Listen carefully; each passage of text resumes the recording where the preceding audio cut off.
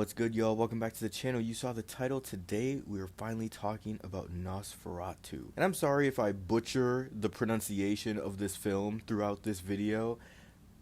I'm so sorry. But this film came out last year on Christmas, and I didn't get the chance to see it in theaters. I was so irritated. There was so much going on around the holidays that I just never got the opportunity to see this in the theaters. But I did get a chance to see this a couple times before, just recently watching it a couple times again with my partner, and I was just like, I gotta talk about this movie, man. I got to. And there's no way you don't already know this, but it's directed by the GOAT, Robert Eggers.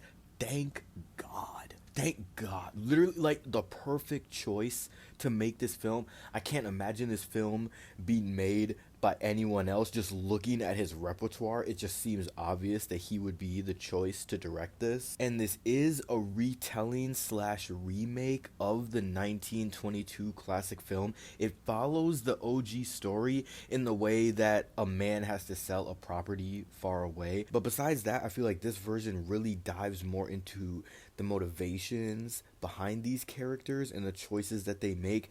Obviously, in the 1922 film, it's silent. We really only have the cues that are given to us on screen or written for us on screen. And to continue kind of very loosely explaining the plot, this 300-plus-year-old vampire answers this woman's desperate call and subjects her to nightmares and manipulation from afar, right?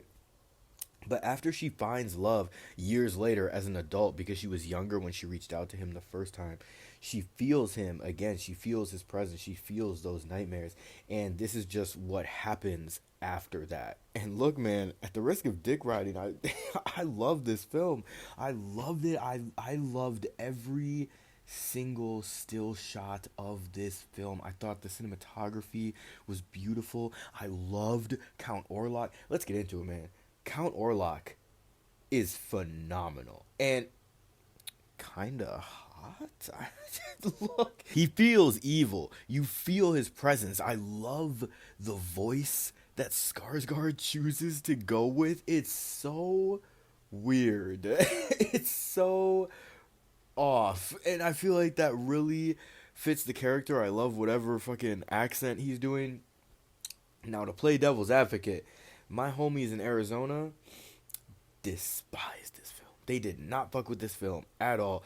In fact, her exact words were, I don't know what the fuck you even liked about this film. Which, everyone's entitled to their own opinion, you know? It's crazy. I really can't understand slash wrap my head around not loving this film. Maybe you're just not freaky enough. I don't know what to tell you. But I love Skarsgård's performance in this. I feel like all the actors really showcase their range in this film. It's a great cast. Lily Rose Depp is insane, dude. Like, it's a very physical role. I really didn't imagine the role would be this physical, you know, before I had seen it, because you really don't see that much of it in the trailer, if at all. I think maybe in trailer 2 you got to see her kind of spaz out a little bit, but it's a very physical role, very sexy. Lily Rose Depp, just her aura in this entire film is just very sexy. The whole movie is hella sexy, if we're keeping it real. It's filmed in 35mm, and you can tell I love it. I'm obsessed.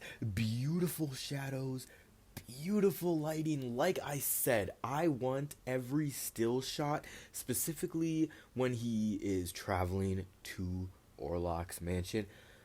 Oh my god, bro. I just couldn't help but smile. I couldn't help but be geeking the entire time I was watching this, because it was just so beautiful to me. There's a lot of unexpected humor in this film too. I think Willem Dafoe, who was also in Shadow of the Vampire, which I thought was a weird coincidence. I thought Willem Dafoe's character was really funny. I also think there are a few parts in this film where I was definitely not supposed to laugh, but either it was just the delivery or the context or the wording just made me laugh. But I was kind of cracking up at points throughout this entire film. A lot of unexpected humor that I definitely wasn't expecting to see. Jesus Christ. I thought the attention to detail and the period design, which clearly Robert Eggers is very well known for. He's very well known for being able to create this world in his films. But I feel like in this film specifically, it was just amazing. I might be wrong about this, but I think they filmed a lot, if not some, of the film in a castle in Prague. And I think that directorial decision really shows in the film. I feel like that just helps reflect this overall gothic vibe and energy and aura that this film is giving off throughout the entire thing. I also really like the moments in the film where it wasn't dark. There's a lot of use of lighting and bright colors, the purples and the sunlight and the skin color, and like there's a lot of unexpected, wonderful, beautiful use of color, like I said earlier, in this film. And I just thought that was such a great contrast to the darkness and the deep blacks that you see, for example, when he's on his way to go see Orlok.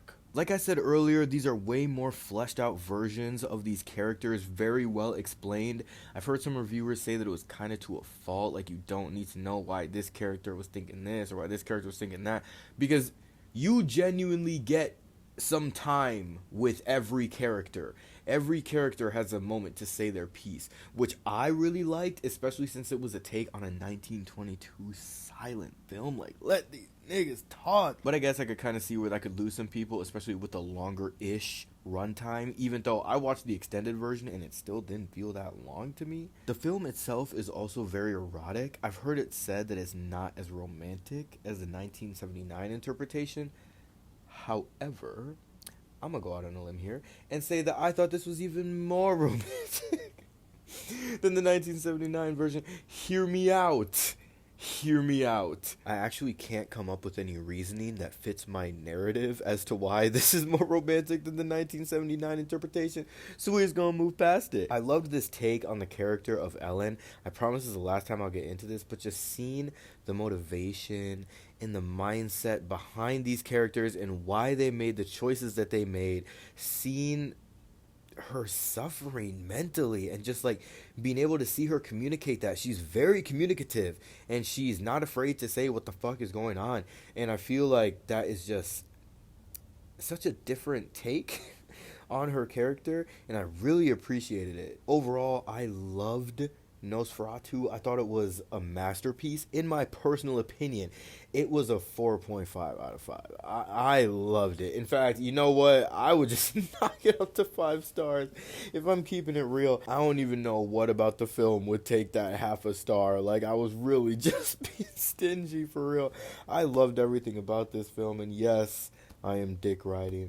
But make sure you let me know in the comments what you guys thought of Nosferatu. If you liked the video, make sure you actually like the video. Hit the sub button if you want to subscribe. Make sure you hit the bell so you don't miss anything. We're going to be diving a lot more into music over the next week. I know I've done a lot of film and movies and TV, all that shit.